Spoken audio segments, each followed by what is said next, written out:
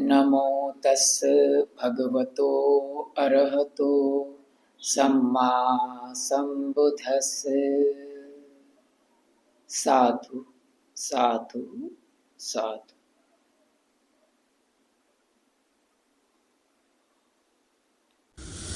सभी के जीवन में कोई कोई बार ऐसे क्षण आते हैं कि वो क्षण पर हमें एक निर्णय ले लेना पड़ता है, या इस तरफ या उस तरफ। और कोई कोई ऐसे व्यक्ति होते हैं जो या तो पुण्य पारमी के आधार पर कहूं, या तो उसे व्यक्ति का खुद का विजडम प्रज्ञा के आधार पर वो निर्णय ले लेते हैं तो उसका जीवन बन जाता है, उनका भावी भविष्य की जिंदगी सुधर जाती है। कोई बार व्यक्ति का पुण्य पारमी नहीं होता है, या तो व्यक्ति का खुद का कोई विजडम नहीं होता, प्रज्ञा नहीं होती, तो वो कुछ ऐसा निर्णय ले लेता है कि जिसके कारण से भविष्य की जिंदगी बिगड़ जाती है, तबाह हो जाती है। ऐसा ही कुछ प्रमुख विषय के आधार पर आज की धम्म देशना है। धम्मपद के अरहंत वग की 9 नंबर की ये गाथा है। ओवरऑल देखा जाए तो ये 98 नंबर की गाथा है। गामे वा यदि वा रहिए, निन्ने वा यदि वा थले। गामे वा यदि वा रहिए, निन्ने वा यदि वा थले। यथा अरहंतो विहरन्ति तम भूमि रामण्यकम तम भूमि रामण्यकम। गांव हो या अरण्य हो, गांव हो या अरण्य हो, कोई ऊंची भूमि हो या नीची भूमि हो, जहां कहीं पर भी अरहंत विचरण करता है वो भूमि रमणीय बन जाती है। साधु साधु साधु। ये गाथा के ऊपर की धम्म देशना भगवान बुद्ध ने रेवत बनते के संदर्भ में कही थी। भगवान बुद्ध का दाया हाथ धर्म सेनापति सारिपुत्त, सारिपुत्त के 6 भाई बहन थे और सारिपुत्त स्वयं, ऐसा गिनते हैं तो कुल 7 भाई बहन थे। वो 7 भाई बहन ने भगवान बुद्ध के संघ में प्रवज्ञा ग्रहण कर ली थी, भगवान बुद्ध के संघ में प्रवर्जित हो गए थे। सारिपुत्त स्वयं, चुंद, उपसेन, रेवत और 3 बहनें चाला, उपचाला और शिशुपचाला। ये 7 लोगों ने भगवान बुद्ध के शासन में प्रवज्ञा ले लिया था।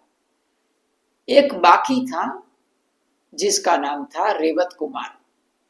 रेवत कुमार ने अभी तक प्रवज्ञा नहीं ली थी। रेवत कुमार छोटे थे, 7 साल की उम्र के थे।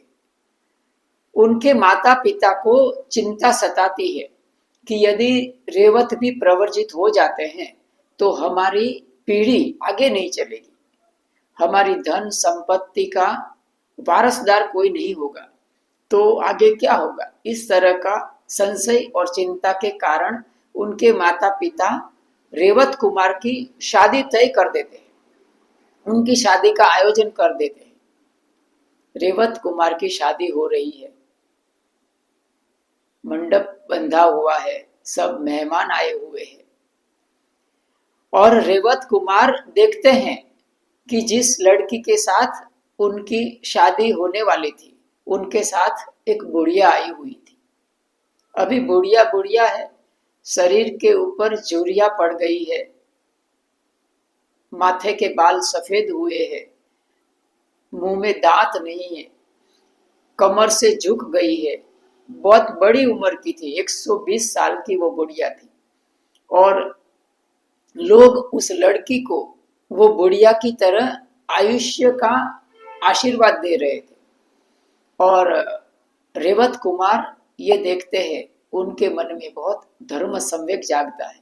उनको लगता है कि ये एक तरफ ये युवान लड़की है, दूसरी तरफ ये बुढ़िया है।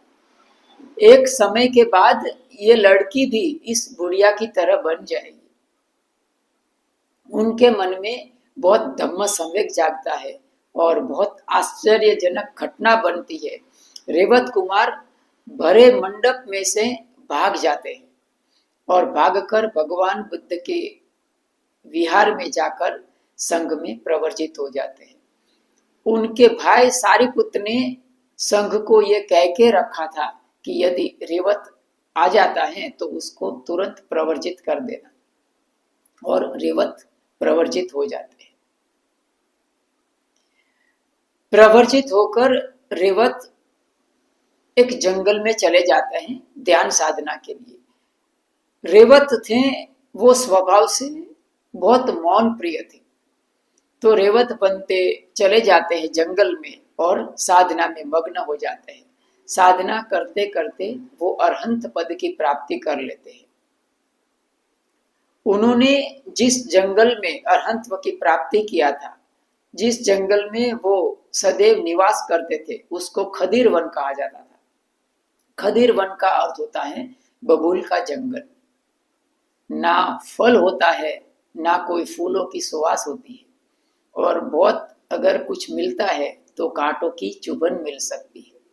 ऐसे जंगल में प्रतिकूलताओं के बीच रेवत बनते अरहंत की प्राप्ति कर लेते हैं, और ये बात का पता भगवान बुद्ध और सारिपुत्र को चलता है।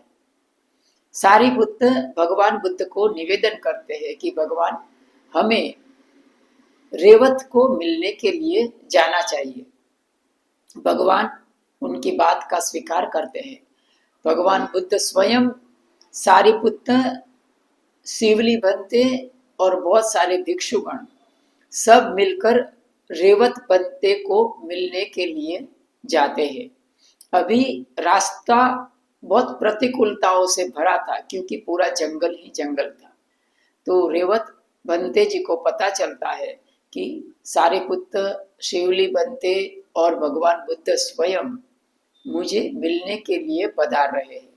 तो कहा जाता है कि रेवत ने बीच जंगल में सुविधाओं का प्रबंध कर दिया था अपने रुद्धि बल से।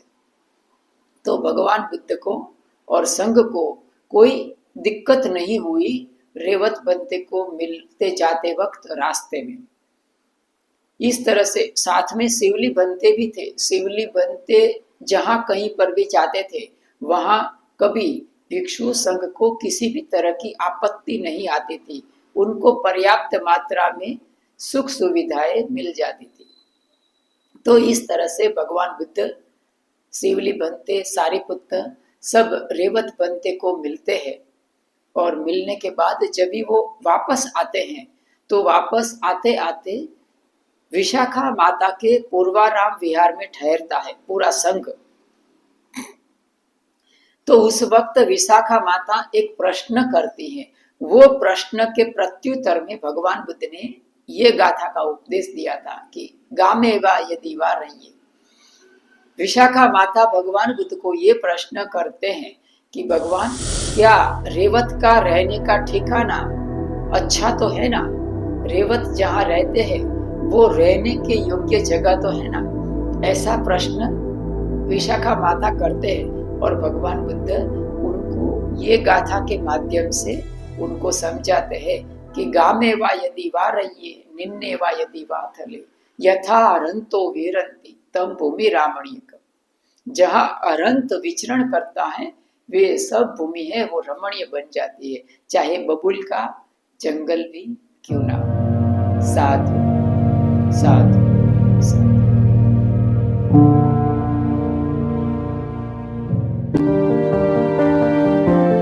To accelerate the wheel of Dhamma, subscribe the channel and press the bell icon.